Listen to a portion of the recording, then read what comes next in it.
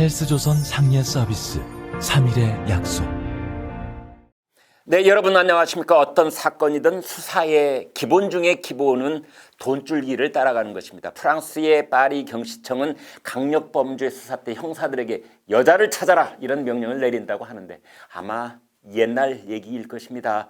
남자 범인의 배우자나 숨겨놓은 애인을 찾아내면 사건의 실마리가 풀린다는 뜻이었습니다. 예나 지금이나 수사의 기본은 돈줄기를 찾아내고 돈다발이 흘러다니는 곳을 밝혀내는 일입니다. 왜냐하면 어떤 범행이든 돈다발 없이 입으로만 이루어지는 경우는 거의 없다고 보면 되는 것이고, 그 돈다발을 찾아가면 그 돈다발을 들고 있는 사람의 얼굴이 나오기 때문입니다. 돈다발은 절대로 자기 혼자 돌아다닐 수 없으며 돈다발은 그것을 들고 있는 사람에 의해 옮겨 다니는 것이고 반드시 흔적을 남깁니다. 요즘 세상을 떠들썩하게 만들고 있는 라임 사태, 옵티머스 사태, 이것도 마찬가지입니다. 이현재 전 경제부총리, 양호 전 나라은행 행장 같은 사람들 이름이 나오고 있고 다른 여러 이름들이 거론되고 있습니다. 옵티머스 김재현 대표, 윤석호 감사 이런 사람들이 만들었다는 대책 문건에 정계, 관계, 금융계 인사 수명 이름이 나온다고 하는데 청와대 최고위급 인사들의 이름도 오르내리고 있습니다. 적당한 때가 오면 이 사람들의 이름도 전부 공개할 수 있게 될 것입니다.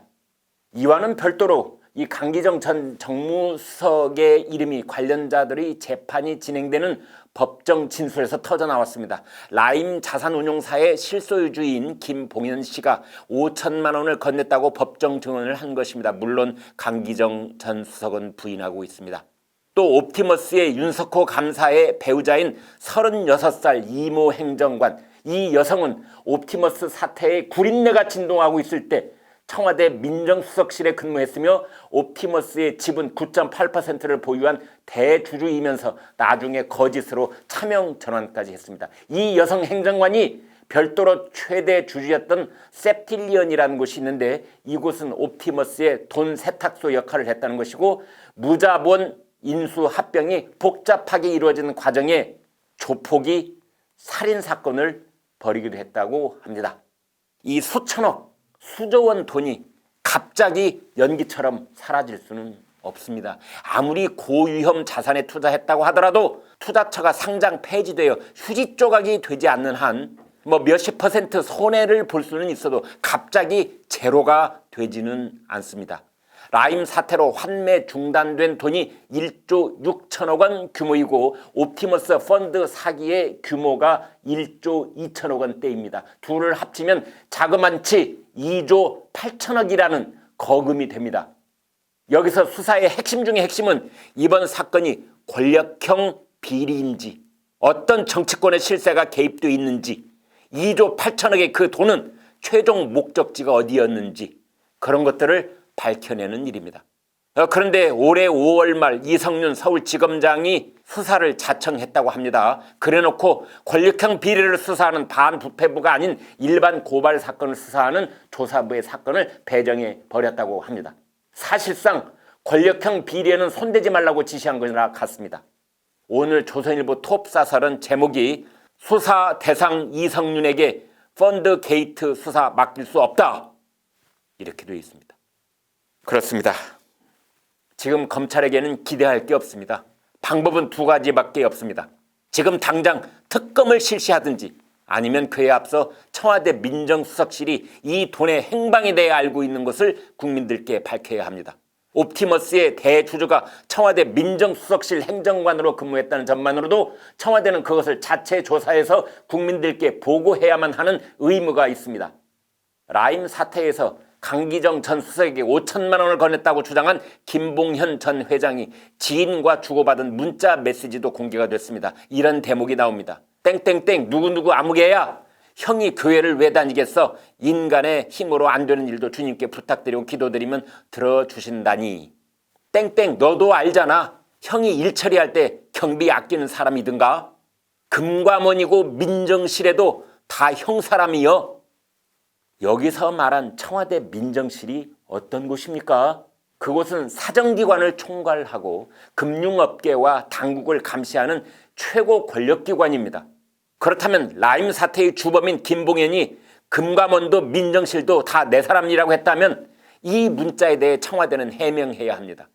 김봉현 씨는 또 금감원에서 청와대 경제수석실에 파견돼 있던 동양 친구인 김모 행정관에게 5천여만 원의 뇌물을 주고 금감원의 라임 검사 계획서를 사전에 빼돌렸습니다. 김모 행정관은 지난달 징역 4년을 선고받았습니다. 그래서 더더욱 청와대와 금감원은 해명을 해야 하는 것입니다. 그런데 지난 7월 검찰이 김봉현의 돈심부름을 했다는 이강세 전 광주 MBC 사장의 청와대 출입 기록과 CCTV 화면 등을 요구했다고 합니다. 하지만 청와대는 국가의 중대한 이익을 현저히 해칠 수 있고 사생활의 비밀 또는 자유를 침해할 수 없다 이러면서 거부했다고 해요. 청와대가 아직 정신을 못 차린 것 같습니다. 무엇이 지금 국가의 중대한 이익인지 청와대는 사태 파악을 못하고 있는 것 같습니다. 김재현 옵티머스 대표와 공범 관계로 구속 기소된 윤석호 옵티머스 이사는 검찰 조사에서 이 김재현 대표가 향후에 실형을 받게 되더라도 청와대 관계자를 통해 사면까지도 해줄 수 있다고 말했다는 내용으로 진술을 했습니다.